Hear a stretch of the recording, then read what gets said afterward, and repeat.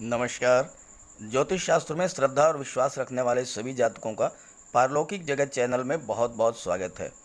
सभी ग्रहों में सर्वाधिक शुभ फल देने वाले देवगुरु बृहस्पति 14 सितंबर को राशि परिवर्तन करेंगे और राशि परिवर्तन करके मकर राशि में गोचर करेंगे। नीच भंग राजयोग का निर्माण करेंगे। देवगुरु बृहस्पति का ये गोचर 21 नवंबर तक मकर राशि में ही रहेगा और देवगुरु 14 सितंबर से 21 नवंबर तक नीच भंग राजयोग का निर्माण करेंगे।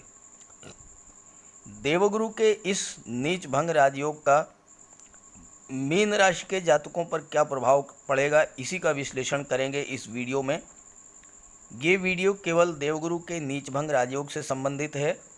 अगर आप मीन राशि के जातकों के लिए सितंबर माह का समग्र विश्लेषण चाहते हैं तो उसका वीडियो मैंने अपलोड कर दिया है और लिंक दे दिया है डिस्क्रिप्शन बॉक्स में, आप वहां से देख सकते हैं।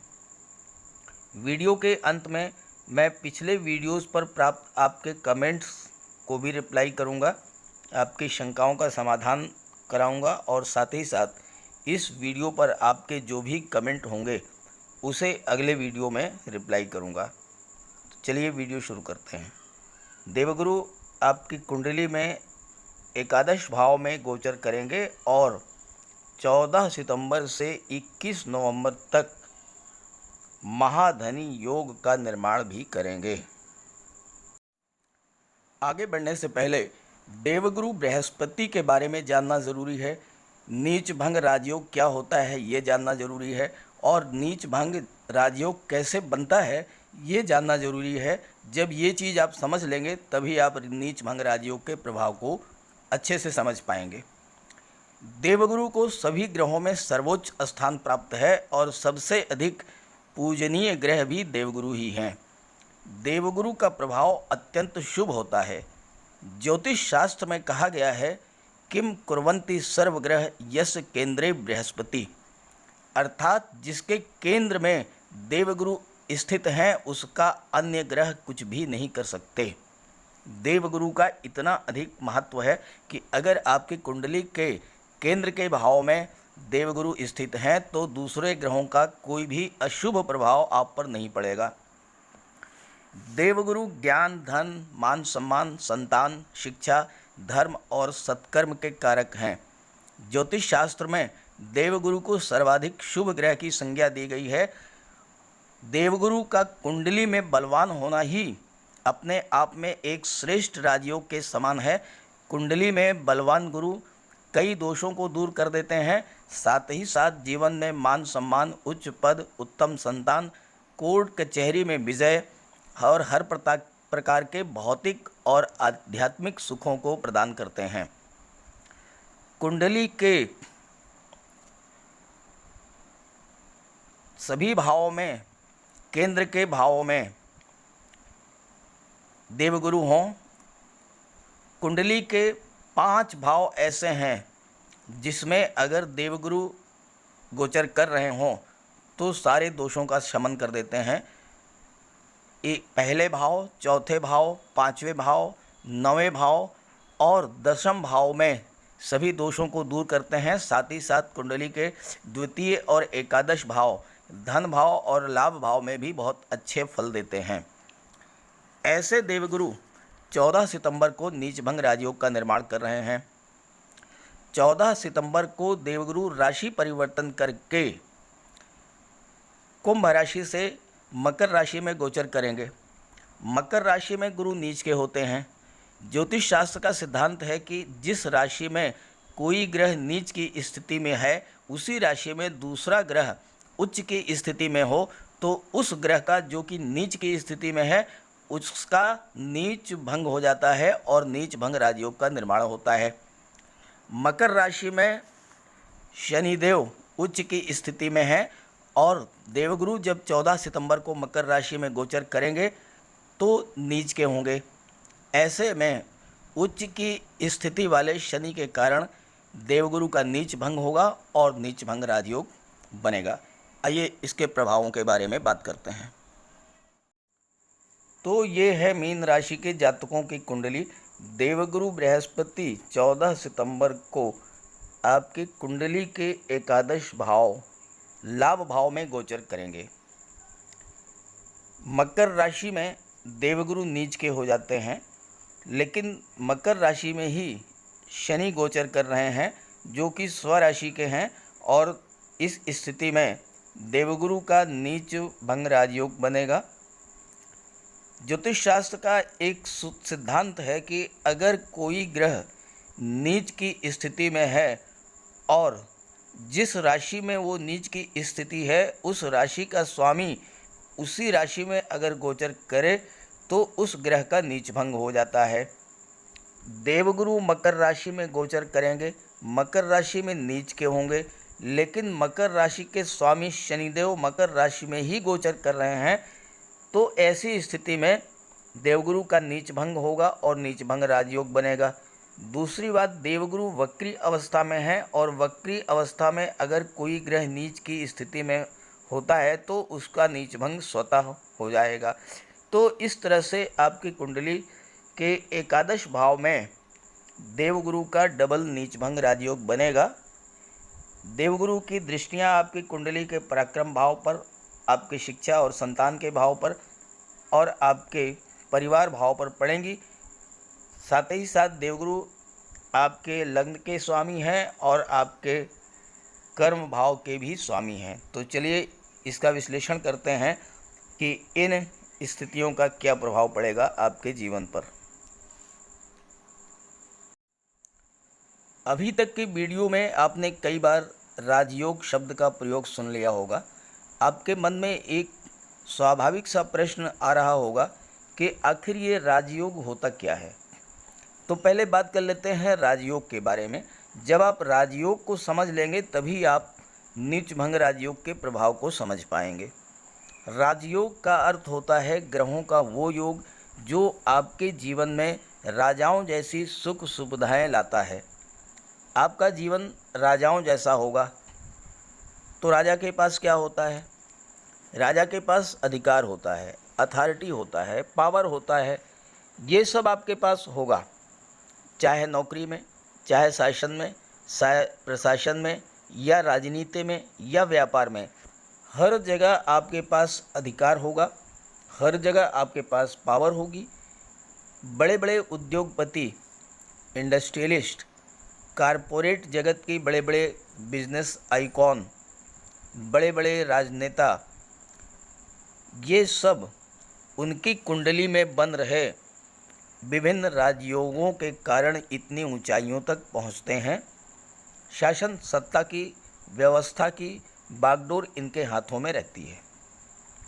तो ये होता है राजयोग का प्रभाव।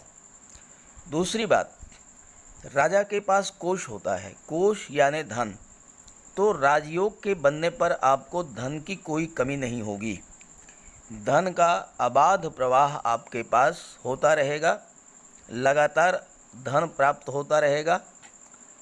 और देवगुरु तो लाभ भाव में नीच भंग राजयोग बना रहे हैं, तो लगातार आपको धन प्राप्त होगा। एक नहीं कई स्रोतों से धन प्राप्त होगा।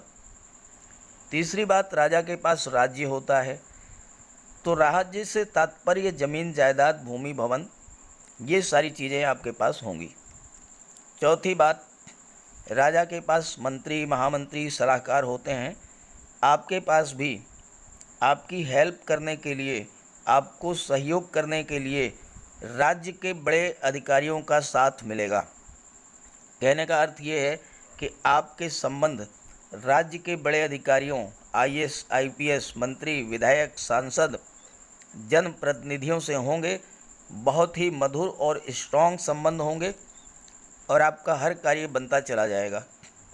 और अंतिम बात, पत्नी भी अत्यंत खूबसूरत, पढ़ी लिखी, धनाढ्य परिवार से होगी और आपके बच्चे भी आज्ञाकारी होंगे और उच्च पदों पर होंगे। तो यही है राजयोग। अब आइए बात करते हैं देवगुरु एकादश भाव में क्या प्रभाव डालेंगे।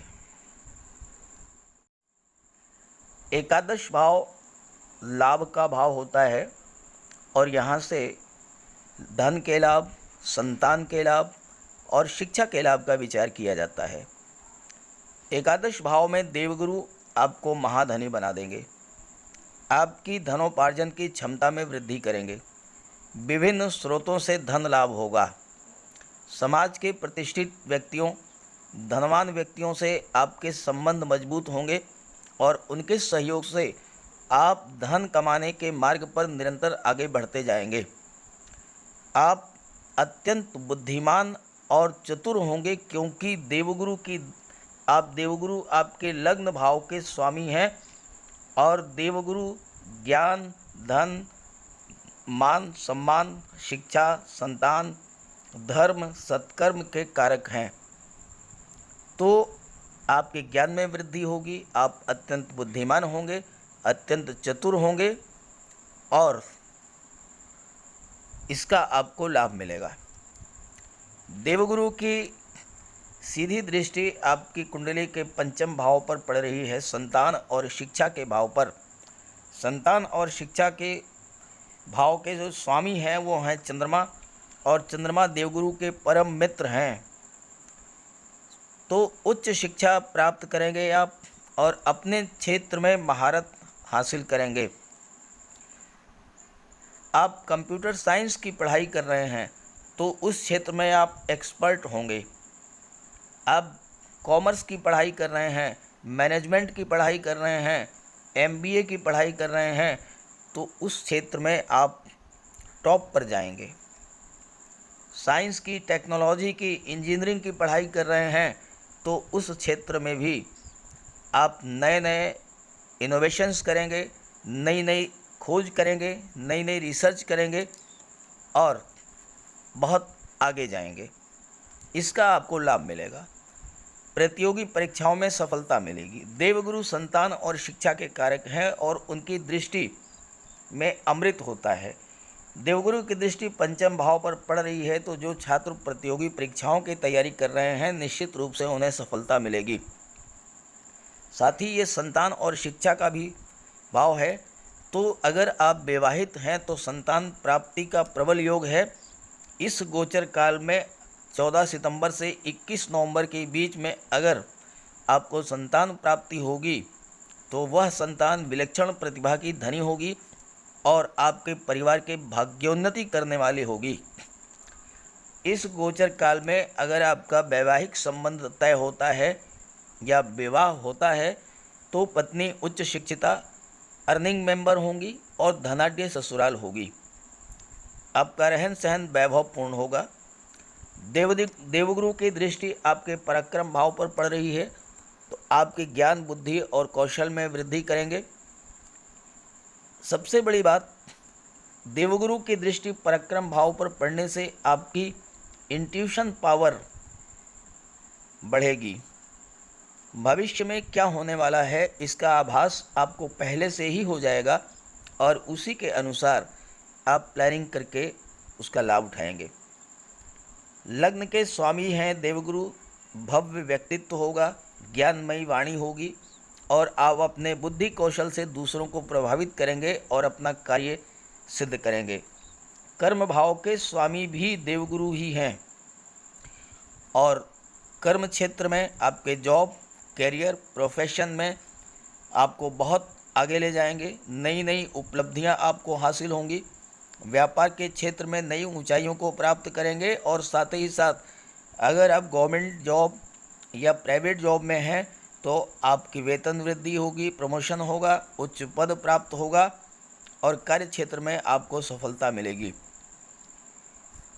देवगुरु की नवम दृष्टि आपके सप्तम भाव पर पड़ रही है और सप्तम भाव कुंडली का बहुत ही महत्वपूर्ण भाव है, क्योंकि यहीं से आपके गृहस्थ जीवन की शुरुआत होती है। तो चलिए इस पर बात कर लेते हैं। कुंडली के सप्तम भाव से आपके लाइफ पार्टनर, बिजनेस पार्टनर, लेन देन, क्रय विक्रय और दशम का दशम होने के कारण कर्म का विचार किया जाता है और सौभाग्य का यानी विवाह के बाद आपका जीवन कैसा होगा इसका विचार किया जाता है। यहाँ पर एक बहुत ही बेहतरीन स्थिति आपके सप्तम भाव में बन रही है। 26 अगस्त को बुध आपकी कुंडली के सप्तम भाव में गोचर करेंगे, स्वराशि में होंगे, केंद्र में हैं, भद्र महापुरुष राजयोग का निर्माण करेंगे। और ये राजयोग आपकी कुंडली में 22 सितंबर तक रहेगा। उसके बाद देव गुरु जो बुध हैं वो तुला राशि में गोचर कर जाएंगे, लेकिन एक सप्ताह के बाद फिर 2 अक्टूबर को सप्तम भाव में ही स्वराशि कन्या राशि में गोचर करेंगे और 2 अक्टूबर से 2 नवंबर तक सप्तम भाव में ही एक बार फिर से भद्र महापुरुष राजयोग बनाएंगे। तो बहुत ही महत्वपूर्ण स्थितियां बन रही हैं और देवगुरु की दृष्टि इसमें बुध के प्रभाव में वृद्धि करेगी। सप्तम भाव में बहुत बेहतर रिजल्ट मिलेगा आपको, क्योंकि बुध यहाँ पर एक बार नहीं 2 बार भद्र महापुरुष राजयोग का निर्माण कर रहे हैं। पारिवारिक जीवन आपका बहुत ही सुखद होगा। लव लाइफ आपकी मैरिज लाइफ में कन्वर्ट हो सकती है। वैवाहिक संबंध आपका स्थिर हो सकता है इस गोचर काल में। और इस गोचर काल में अगर वैवाहिक संबंध बनता है तो बहुत ही बेहतर स्थिति बनेगी। बुध व्यापार के कारक हैं। जो व्यापार से जुड़े हुए हैं, चाहे वो बिजनेसमैन हैं, चाहे वो इंडस्ट्रियलिस्ट हैं, चाहे किसी आप फर्म को चलाते हैं, चाहे कोई आप फैक्ट्री चलाते हैं, हर क्षेत्र में असीम उपलब्धियां आपको दिलाएंगे। देवगुरु की दृष्टि सप्तम भाव पर पड़ने से आप हर समस्या को बाहर निकलने की क्षमता आप में होगी। कैसी भी विषम परिस्थिति हो, आप उससे बाहर निकल जाएंगे। आर्थिक दृष्टि से बहुत ही मजबूती रहेगी। इनकम के बहुत सारे साधन होंगे। पैसे कमाने के नए नए आइडियाज़ मिलेंगे। और सप्तम भाव पर देवगुरु की दृष्टि और बुध के राजयोग प्रेम संबंधों में सफलता दिलाएगा और अक्सर आपके प्रेम संबंध वैवाहिक संबंध में परिवर्तित होंगे, इस बात की प्रबल संभावना है। सप्तम भाव पर देवगुरु की दृष्टि शत्रुओं से किस तरह निपटना है इसकी बुद्धि भी आपको देता है, डिप्लोमेसी आपको देता है। और व्यापार या जॉब के क्षेत्र में कितने ही कॉम्पिटिटर्स हों, लेकिन आप सभी से सुपरसीड करेंगे, सभी से आगे निकलेंगे। और जब भी आप पर कोई फाइनेंशियल क्राइसिस आएगी तो ससुराल पक्ष से आपको मदद होगी। जीवन साथी से भी धन का सहयोग प्राप्त होगा। होता क्या है कि जो गृहिणियां हैं वो थोड़ी थोड़ी छोटी छोटी बचत करती रहती हैं और कभी आपको अगर आवश्यकता पड़ जाती है तो आपको उस बचत का लाभ भी मिलेगा। पत्नी आपकी बहुत ही कोऑपरेटिव नेचर की होंगी और विवाह के बाद आपकी किस्मत चमक जाएगी। बात कर लें उपायों की और फिर बात करेंगे कमेंट्स की। देवगुरु अगर आपकी कुंडली में कमज़ोर स्थिति में है या देवगुरु को और भी आप स्ट्रॉन्ग करना चाहते हैं तो माता पिता, गुरु, वृद्ध जनों की सम्मान करें, उनकी सेवा करें। बृहस्पतिवार के दिन मस्तक पर केसर हल्दी का तिलक लगाएं। पानी में आधा चम्मच हल्दी मिलाकर उससे स्नान करें। देवगुरु की कृपा आप पर बरसेगी। एक कमेंट आया है, बहुत अच्छा कमेंट आया है। एक जातक ने पूछा है कि समाज सेवा में उनकी रुचि है लेकिन भाई बंधुओं से मनमुटाव रहता है, क्या करें? आप अपना कार्य करते जाइए। समाज सेवा में आपकी रुचि है, समाज सेवा कीजिए, लोगों की मदद कीजिए, आपकी सामाजिक प्रतिष्ठा में वृद्धि होगी। धीरे धीरे आपके जो भाई बंधु हैं वो आपसे प्रभावित होंगे, मनमुटाव अपने आप समाप्त हो जाएगा। ज़्यादातर comment health issue, money problems और नौकरी को लेकर के आए हैं। हेल्थ इशू के लिए आप मंगल और शनि को स्ट्रॉन्ग कीजिए। अगर आपकी कुंडली में मंगल और शनि मजबूत स्थिति में हैं, बलवान स्थिति में हैं, तो स्वास्थ्य संबंधी कोई भी समस्या आपको परेशान नहीं करेगी। इसके लिए बजरंगबली की उपासना करें, हनुमान चालीसा का पाठ करें, उनके मंदिर में जाकर के उनके चरणों का सिंदूर अपने मस्तक पर धारण करें।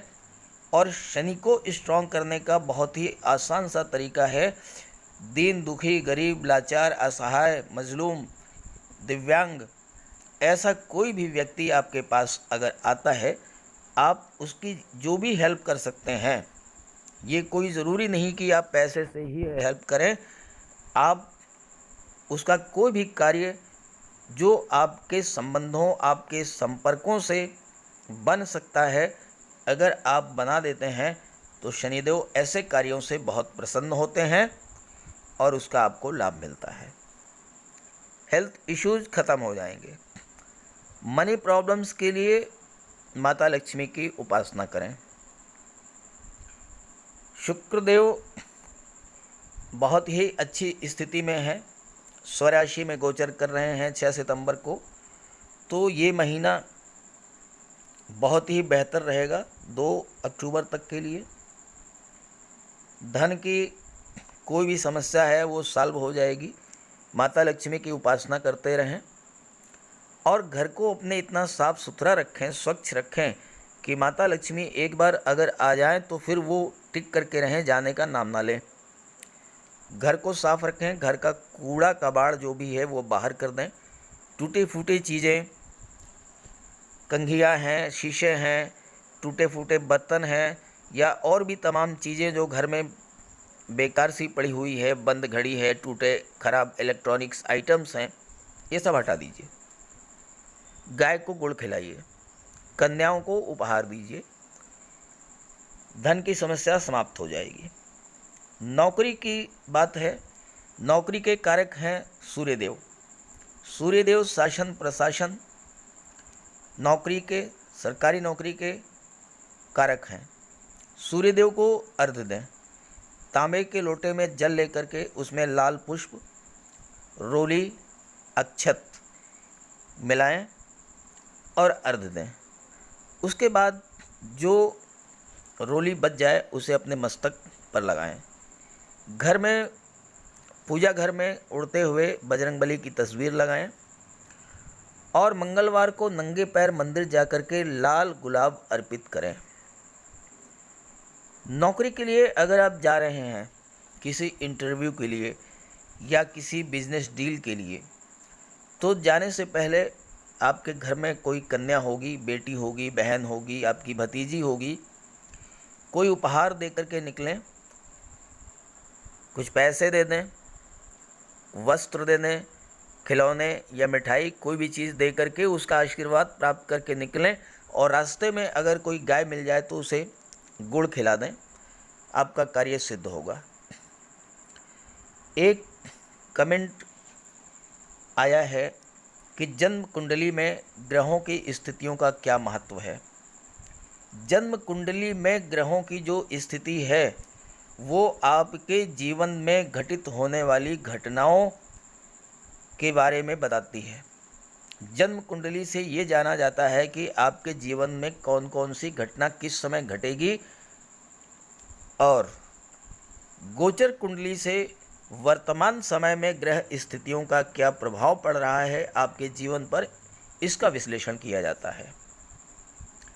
कई प्रश्न, कमेंट्स इस तरह के आए हैं कि ये जो विश्लेषण है ये चंद्र राशि या लग्न के आधार पर है। तो मेरे जितने भी वीडियोस हैं वो सभी चंद्र राशि के आधार पर हैं, आप चंद्र राशि के आधार पर ही देखें। एक कमेंट और बहुत अच्छा कमेंट है कि पढ़ाई में मन नहीं लग रहा है, शिक्षा में सफलता नहीं मिल रही है। आपको इसके लिए बुध को स्ट्रॉन्ग करना होगा। बुध देव की उपासना करें। और इस समय तो आपकी कुंडली में 2-2 बार भद्र महापुरुष राजयोग का निर्माण कर रहे हैं बुध देव, तो बुध की उपासना करें। बहुत आसान सा तरीका है कि आप घर में कोई कन्या है, आपके बेटी, बहन, भतीजी, आप बाहर जाएं तो जब भी वापस आएं तो उसके लिए कोई ना कोई उपहार लेकर के आए। छोटा मोटा टॉफ़ी है, बिस्कुट है, कुछ मिठाई है, कोई खिलौना है, कुछ भी आप अपनी पॉकेट मनी से बचा करके ले आएं। रास्ते में कोई किन्नर मिल जाए तो किन्नर को दान दे दें, 10-5 रुपए उसको दे दें, तो आपका मन पढ़ाई में लगने लगेगा। और जब आपका मन पढ़ाई में लगेगा तो आपको निश्चित रूप से सफलता मिलेगी। तो ये आपके कमेंट्स थे। इस वीडियो पर आपके और जो भी कमेंट्स आएंगे उसको मैं अगले वीडियो में रिप्लाई करूंगा। सभी ग्रहों की कृपा दृष्टि आप पर बनी रहे, इसी भावना के साथ आप सभी का धन्यवाद। नमस्कार।